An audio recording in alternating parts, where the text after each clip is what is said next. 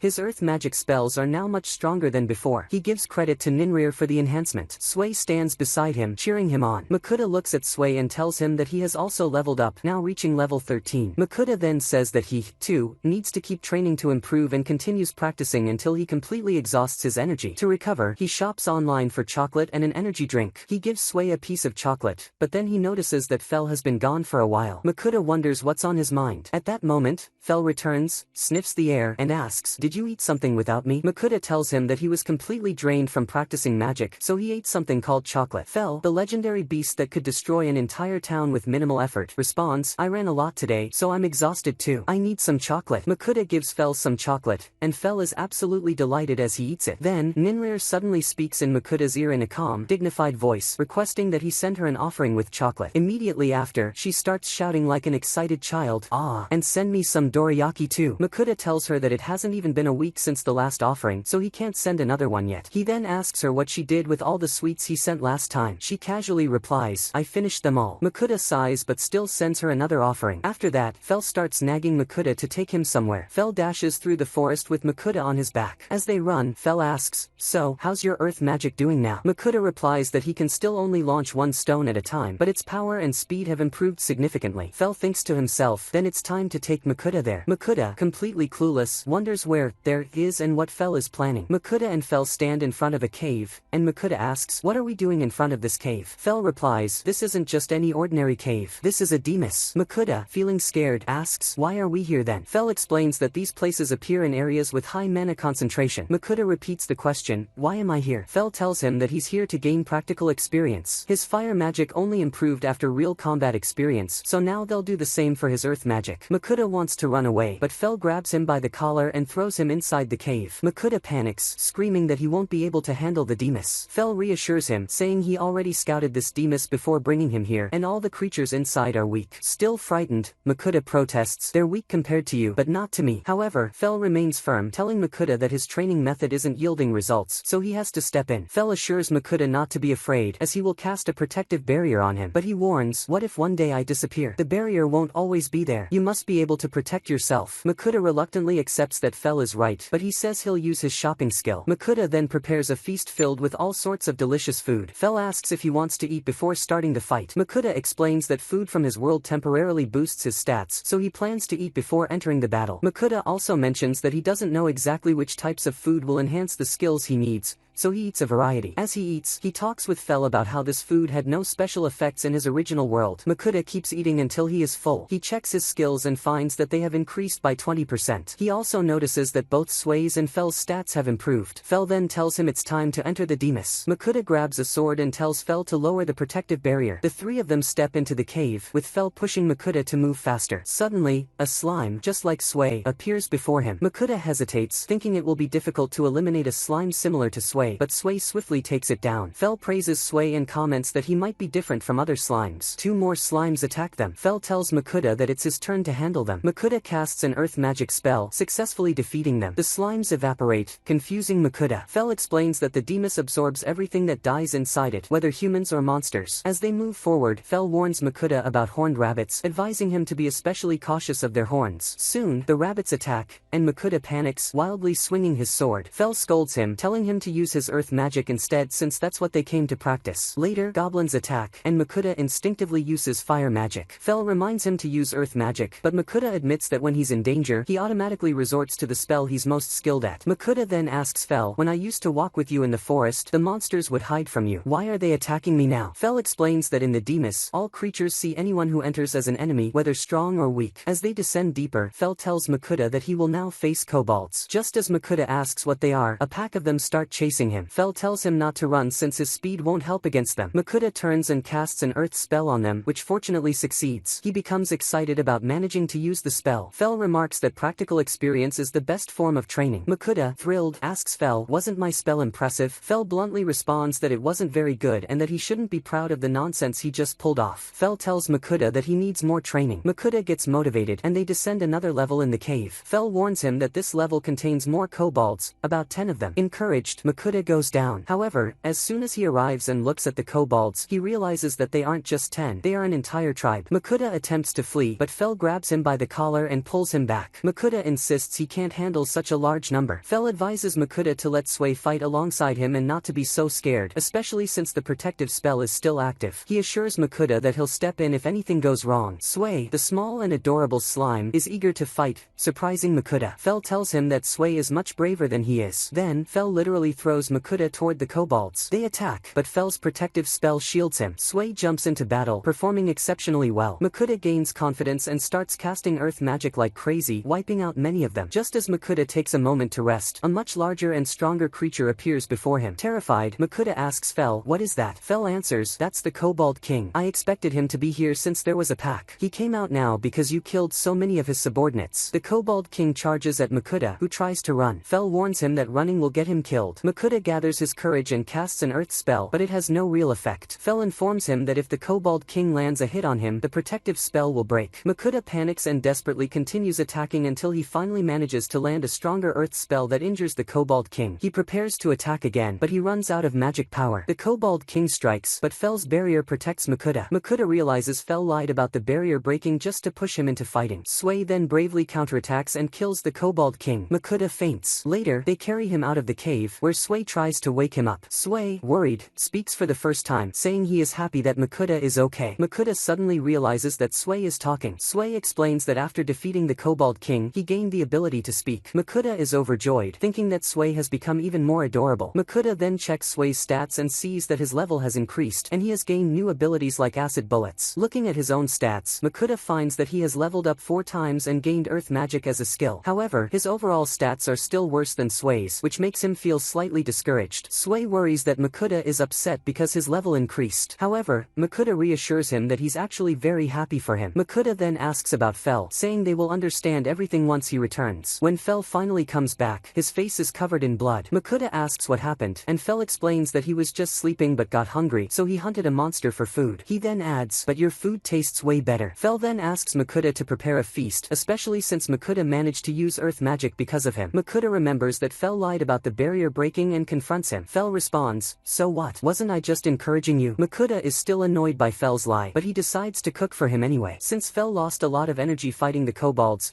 Makuta prepares something nutritious, rock bird meat and eggs, putting great effort into his cooking as always. As usual, Sway and Fel want more food. After eating, Makuta asks if Fel has spoken with Sway. Sway happily replies that he talked a lot with Uncle Fel. Makuta laughs, while Fel gets irritated, telling Sway not to call him that. Makuta teases him further, saying, "Sway calls me master, not uncle."